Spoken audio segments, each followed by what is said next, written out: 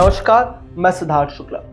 दोस्तों, क्या आपको पता है कि एक जमाना था जब अरब की खाड़ी, हाँ वही दुबई, अबू धाबी, बरहीन, कुवैत, ये सब भारत का हिस्सा थे। जी हाँ, लेकिन ये जो बात मैं बता रहा हूँ वो है ब्रिटिश भारत की। लेकिन ये कहानी कोई साधारण इतिहास की किताब में आपको नहीं मिलेगी। ये वो गुप्त राज है जिसे ब्रिटिश हुकूमत ने हमेशा पर्दे से छुपा कर रखा, जैसे कोई शेख अपनी सबसे खूबसूरत बेगम को छुपाता है।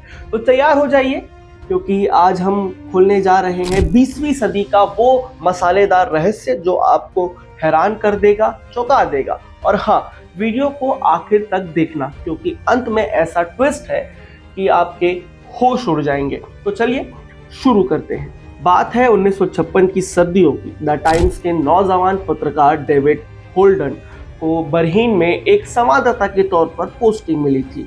उस समय बरहीन ब्रिटिश संरक्षण में था और होल्डन, जो भूगोल का जानकार था, इस पोस्टिंग के लिए उत्साहित था। उसे लगा कि वो तो बस खाड़ी की रेत और ऊंटों की सैर करेगा, लेकिन वहां पहुंचकर जो उसने देखा वो किसी सपने से कम नहीं था। उसके होश उड़ गए। जब वो बरहीन पहुंचा तो वहां एक भव्य जलसा चल रहा था, और वो जलसा था 1877 में रानी विक्टोरिया को हिंदुस्तान की मलिका बनाए जाने की सालगिरह। और ये जलसा कोई छोटा मोटा नहीं था दोस्तों, इसे कहते थे गार्डन दरबार। रंग बिरंगे तंबू, शाही खान पान और ब्रिटिश अफसरों की ठसक। होल्डन की आंखें फटी की फटी रह गई। उसे यकीन ही नहीं हुआ कि वो अरब में है या किसी हिंदुस्तान की रियासत में। होल्डन जहां जहां गया, दुबई, अबू धाबी, ओमान, उसे हर जगह ब्रिटिश भारत की छाप दिखी। सड़कों पर धोबी कपड़े धो रहे थे, चौकीदार पहरा दे रहे थे और बेयरर यानी संदेशवाहक इधर उधर भाग रहे थे। अब आप सोच रहे होंगे इसमें इतनी बड़ी बात क्या है, लेकिन बड़ी बात यह है कि मैंने अभी जितने भी नाम लिए, धोबी, चौकीदार, ये सभी नाम भारतीय नाम हैं। और वहाँ कपड़े धोने वाले को, चौकीदारी करने वाले को चौकीदार ही कहा जाता था और कपड़े धोने वालों को धोबी ही कहा जाता था। इसके साथ ही रविवार को मेहमानों के लिए करी लंच का इंतजाम किया जाता था, वो भी पहाड़ी स्टाइल में।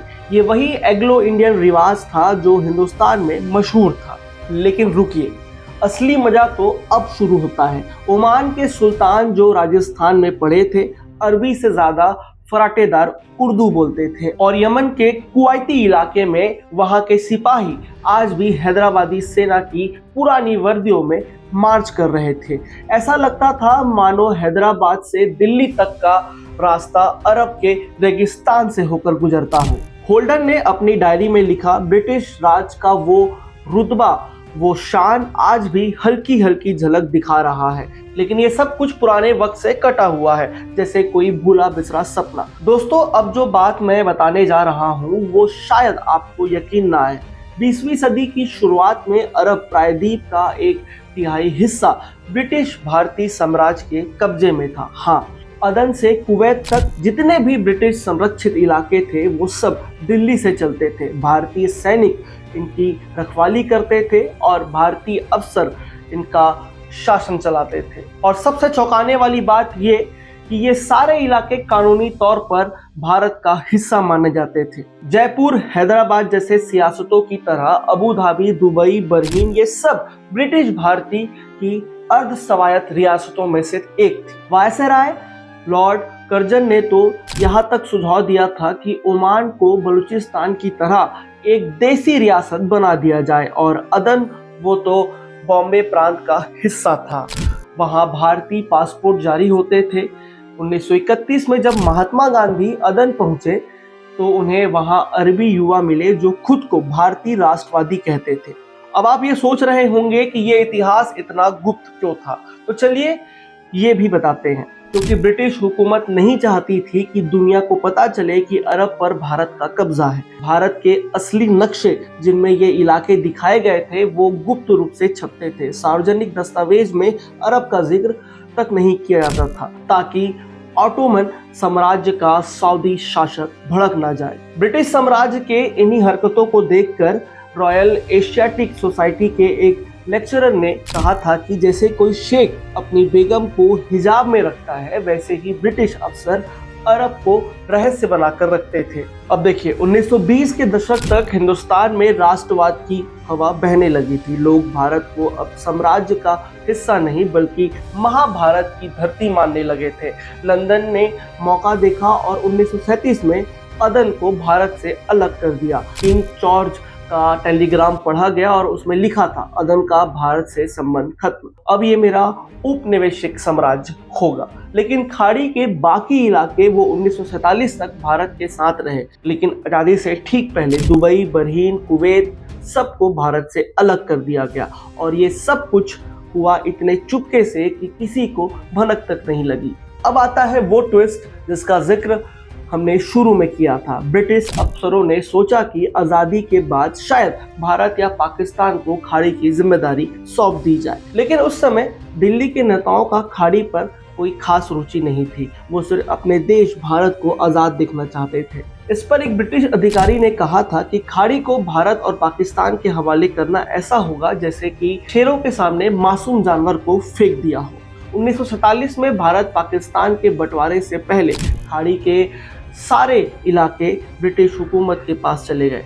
अब जरा सोचिए, अगर ये प्रशासनिक फैसला ना होता, अगर दिल्ली ने हाथ ना खींचा होता, तो आज शायद दुबई, बरहीन, कुवैत सब भारत या पाकिस्तान का हिस्सा होते, जैसे जयपुर, हैदराबाद या भोपाल हुए थे।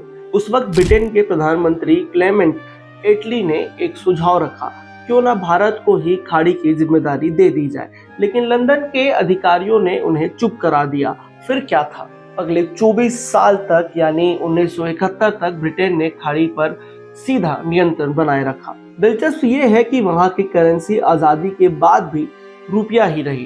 ट्रांसपोर्ट था ब्रिटिश इंडियन शिपिंग लाइन, और जो ब्रिटिश रेजिडेंट्स वहाँ के शासक जैसे काम करते थे वे सब इंडियन पॉलिटिकल सर्विस से निकले थे, यानी नाम भले ब्रिटिश हो पर रंगत हिंदुस्तान की थी। और फिर आया साल 1971 जब ब्रिटेन ने आखिरी बार खाड़ी से अपना बोरिया बिस्तर समेट लिया। वही साल जब भारत में बांग्लादेश युद्ध हो रहा था, और उसी साल डेविड होल्डन ने लिखा, ये ब्रिटिश भारत की आखिरी निशानी थी, अब खाड़ी पूरी तरह से आज़ाद है। लेकिन खाड़ी देशों ने इस इतिहास को मिटा दिया। एक सुनियोजित तरीके से उन्होंने ब्रिटिश भारत के साथ अपने रिश्तों को भुला दिया।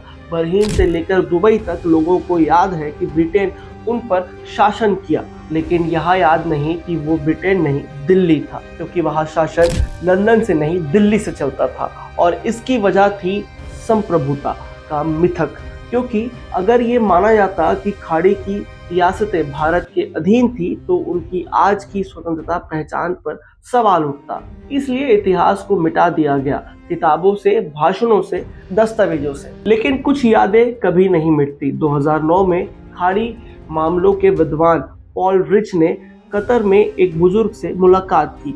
वो बोले, जब मैं 7-8 साल का था मैंने पहली बार संतरा देखा और चुरा लिया। तब ब्रिटिश एजेंट का भारतीय कर्मचारी आया और मुझे मारा। उस वक्त भारतीय हमारे ऊपर राज करते थे, पर अब जब भारतीय यहाँ नौकर बनकर आते हैं तो मुझे मज़ा आता है। मुझे लगता है कि मेरा बदला पूरा हो रहा है।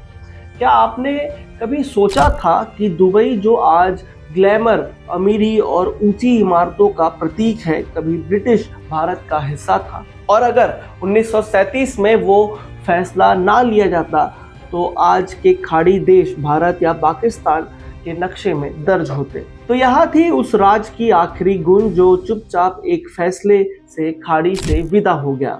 और हम आज भी नहीं जानते कि हमने क्या खोया, क्या पाया। लेकिन इतिहास की ये परतें जब खुलती है तो कहानी में जो मसाला, सस्पेंस और झटका होता है वो किसी थ्रिलर फिल्म से कम नहीं होता।